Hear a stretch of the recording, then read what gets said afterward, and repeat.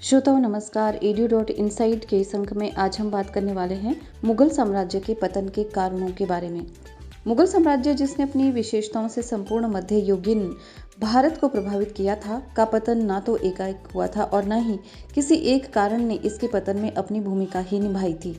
मुगल साम्राज्य के पतन के लिए जिम्मेदार महत्वपूर्ण कारण अगर हम माने तो इस प्रकार से रहेंगे। मुगल साम्राज्य का पतन औरंगजेब के व्यक्तिगत एवं कार्य नीतियों के कारण हुआ था। इसके अंतर्गत उसकी धार्मिक नीति, दक्षिण नीति एवं राजपूत नीति को महत्वपूर्ण स्थान दिया जाता है। अयोग्य उत्तराधिकारियों ने भी पतन में महत्वपूर्ण भूमिका निभाई थी। इसकी महत्वपूर्ण कड़ी में बहादुर शाह प्रथम, जहांदार शाह से लेकर बहादुर शाह जफर तक शामिल रहेंगे। मुगलकालीन कुलीन वर्ग अपनी योग्यताओं के अभाव के कारण एक बड़े साम्राज्य पर से अपना प्रभाव खोता जा रहा था। इनकी युद्ध के प्रति घृणा और राजा को गलत सलाह, निरंतर चापलूसी से ग्रस्त रहना आदि कारणों ने पतन में महत्वपूर्ण भूमिका निभाई थी। दरबार में व्याप्त गुटबंदी ने भी पतन में भूमिका निभाई।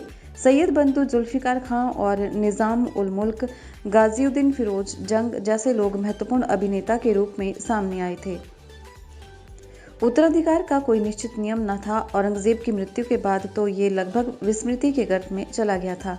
1718-1719 के बीच निर्भयता पूर्वक एक ही वर्ष में करीब 4 बादशाहों का कत्ल कर दिया गया था।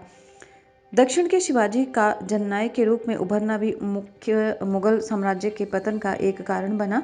मुगल साम्राज्य में महत्वपूर्ण भूमिका के निर्वाह के बाद भी मनसबदारी व्यवस्था दोष मुक्त न रही। मुगल साम्राज्य के पतन में इसका भी काफी योगदान रहा।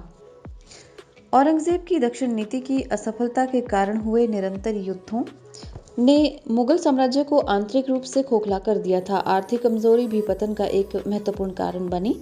नादिर शाह एवं अहमद शाह अब्दाली के आक्रमणों ने तो जैसे मुगल साम्राज्य के ताबूत में अंतिम कील ठोकने का कार्य किया। मुगल साम्राज्य की विशालता, साथ ही औरंगजेब के बाद कुशल शासकों का अभाव भी पतन का एक कारण बना था। यूरोपीय कंपनियां जैसे अंग्रेज, डच, फ्रांसीसी आदि का प्रवेश भारत में हो चुका था। अंततः अंग्रेजों ने भारत में सर्वोच्चता स्थापित करते हुए मुगल सम्राट को अंतिम रूप से भारत से बाहर खदेड़ दिया। तो ये कुछ महत्वपूर्ण कारण रहे जिनकी वजह से इतना बड़ा साम्राज्य पतन के गर्त में डूब गया। धन्यवाद।